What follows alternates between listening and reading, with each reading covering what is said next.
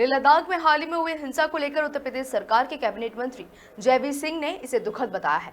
जयवीर सिंह ने साफ कहा कि भारत दुनिया का सबसे बड़ा लोकतंत्र है और यहाँ विरोध का तरीका हिंसा नहीं बल्कि वोट होना चाहिए।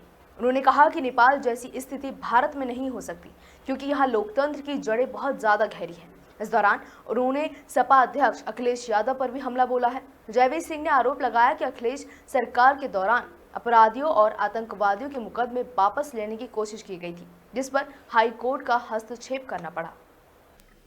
राहुल गांधी ने सिर्फ एक पोस्ट किया था, देश का युवा, देश का जेनजी और देश का स्टूडेंट अब संविधान और कॉन्स्टिट्यूशन बचाएगा, जिसको लेकर कल लद्दाख की लेह में देश के जेनजी ने हिंसा की और भाजपा दफ्तर भी जलाने की कोशिश की और सेनाओं पर भी हमला किया। हमारे साथ मौजूद उत्तर प्रदेश के कैबिनेट मंत्री जयवीर सिंह, हम तमाम बड़ी बातों पर चर्चा करेंगे। मंत्री जी, जिस तरीके से राहुल गांधी ने सिर्फ एक पोस्ट दिया था, जिसके बाद से ही कल लद्दाख की लेह में देश का जंजीर सड़कों पे था, भाजपा कार्यालय यानी ऑफिस जला दिया और सेना पे भी हमला किया, किस तरीके से देखिए, आज देश में जिस तरह का माहौल बिगाड़ने का प्रयास लगातार विपक्ष द्वारा और खासकर राहुल गांधी जी के द्वारा ये प्रयास किया जा रहा है, मैं समझता हूँ लोकतांत्रिक व्यवस्था में लोकतंत्र का सबसे मजबूत स्तंभ भारत है, सबसे बड़ा दुनिया का लोकतंत्र भारत है।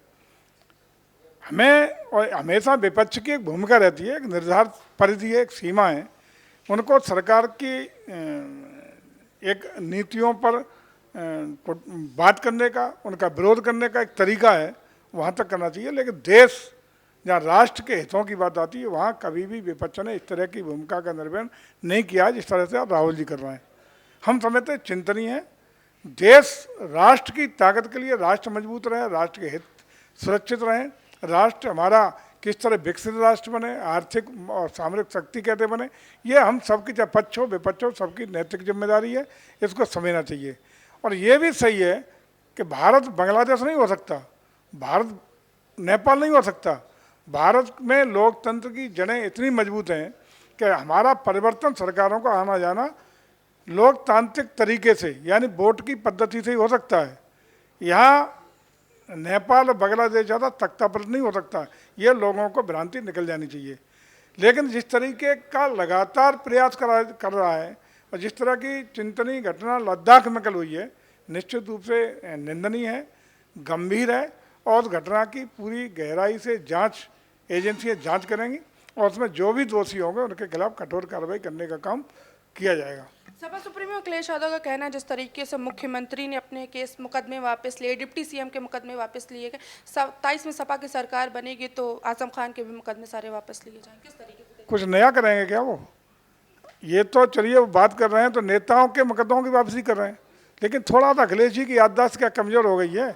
याद करें कि उन्होंने अपने ज़माने में, अपनी सरकार के ज़माने में आतंकवादियों के मुकदमा वापस करने का प्रयास किया जिसमें हाईकोर्ट को हस्तक्षेप करना पड़ा था। वो तो आतंकवादियों के मुकदमे वापस किए थे। समाज में घनघोर पेशेवर अपराधियों के हर जिले में मुकदमे वापस हुए थे। जितने मुकदमे उनके ज़माने में अपराधी, बहुत जघन्य पेशेवर अपराधी, आतंकवादी, समाजद्रोही, राष्ट्रद्रोही मुकदमे वापस उस जमाने में 12-17 में हुए, इसकी तो कल्पना नहीं की जा सकती। किस तरह की बात कर रहे हैं अखिलेश जी? बिहार की राजनीति में बड़ा उबाल आ रहा है इस समय। तो अगर बिहार से भाजपा के नेता हैं आरके सिंह, उन्होंने कहा जो पार्टी हमें सबसे ज़्यादा सीट देगी हम उसी को वोट देंगे, क्या मन बना चुके हैं भाजपा छोड़ने का? आरके सिंह, देखिए, बिहार में चुनाव की डुगडुगी बजने वाली है, एकदम हम चुनाव के दस्तक पे खड़े हैं।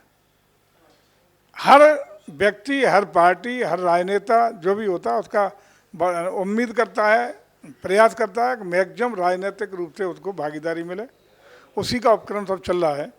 लेकिन भारतीय जनता पार्टी, हमारा एनडीए बहुत सशक्त है और हम लगातार पुनः वहाँ की बिहार की जनता के आशीर्वाद से सरकार बनाने का काम करेंगे। तो ये तो मेरे साथ कैबिनेट मंत्री जयवीर सिंह, जिन्होंने कई तमाम बड़ी बातें कही और आजम खान को लेकर जिस तरीके से अखिलेश यादव ने कहा। कैमरा पर्सन अमित के साथ मैं मंजुला श्री, न्यूज़ लखनऊ।